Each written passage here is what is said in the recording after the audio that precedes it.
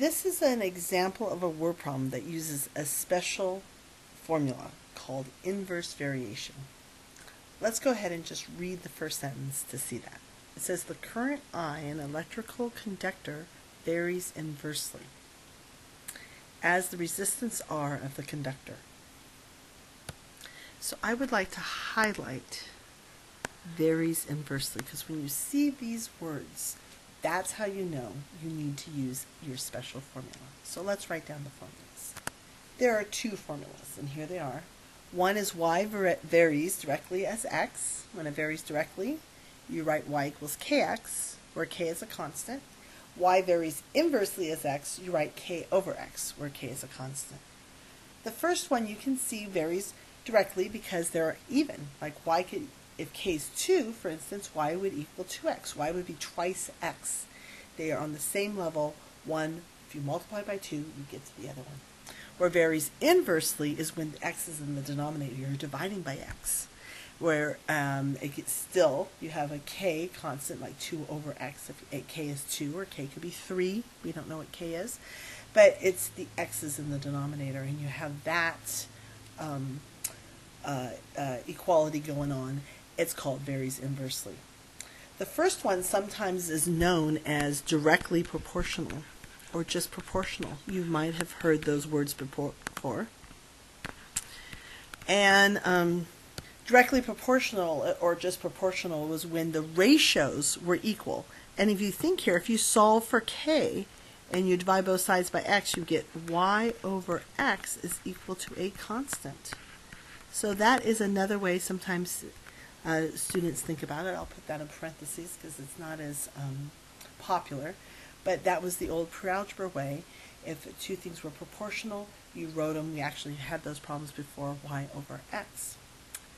So you can see this is the same thing. It's just solving for y. Y varies inversely. If you wanted the other way of writing that, if you multiply both sides by x, you would get x times y is equal to the constant. So if you multiply them together and it's always equal to constant, you get varies inversely. If you multiply your two variables, if you divide your two variables and you always get the same constant, it's really varies directly. Kind of weird. So in our word problem, we're going to use the second formula because I have the words varies inversely. So let's go ahead and do that. So let me say that y we're going to use is k over x, where y is usually the variable before the varies inversely word. So in this case, it's our I, and I represents the current, it says. And x in our formula is always usually after the words varies inversely, and in this case it's R, which they tell me is the resistance.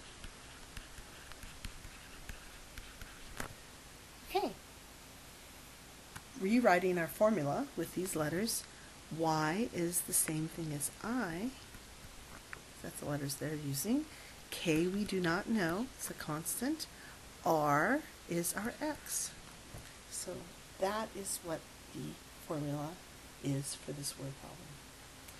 Now we can find k because we know by the second line. Let's read the second line. It says that the current is 5 amps when the resistance is 980 ohms. So that tells us that I is equal to 5 when the R, the resistance, is equal to 980.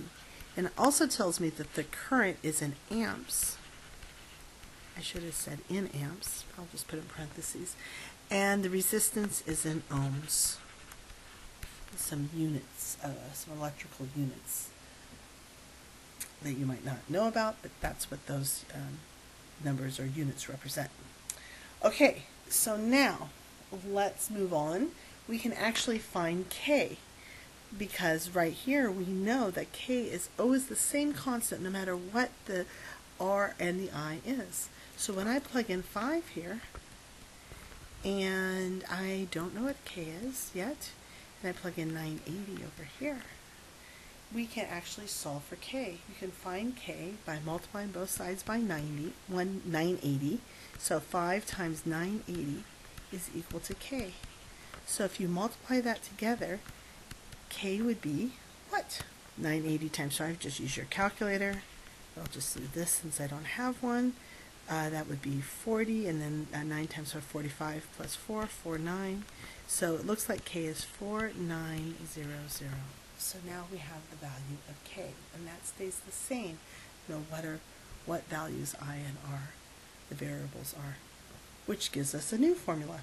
Now we have I is equal to, we can plug in from here what k is. That's 4900 over r. And I am going to square that because that is the formula I'm going to use. And I can now answer any question with that. Which brings me to the last sentence. It asks, what is the current? What is the current when the resistance is 550? So now with this new formula, I have I and R, and I is the current. It says up here. So it says, what is the current? That's what we're asking for. When the resistance, and that is the R is the resistance, is 550. So plugging that in, we would get I is equal to, using this formula, 4900 over 550. Whatever answer that is would be the answer to our problem. And again, you could just use your calculator. They want you to round to the nearest hundredths. So I'm going to take 550 into 4900 and figure out what that is. Well, I think the first number is an 8, because if I take 550 times 8, I would get 00 with a 4 there, 4400. And I would subtract, and then I'm going to put a point, bring down a 0 again. Just use your calculator. Just don't have a calculator with me. So I'm going to do what, maybe 550 times 9. We could erase the scratch, by the way, because we're done with that. Okay, 550 times 9, that would be 45, and then 45 plus 4 is 49. 4950. Now we have a 50, so that would be a 9. Okay, moving along. Then we would bring down another 0. Oh, that doesn't go into that, so we need to put a 0 there. And then, we can bring down another 0. I better erase this because I ran out of room. And that would be another 9. So to me, it looks like the answer is, for this problem, 8.9. And I want to raise the nearest hundredth, so there would be a 1 there. And that would be in amps. So if you plug in an 8.91 for this problem, you would get the correct answer. Hope that helps.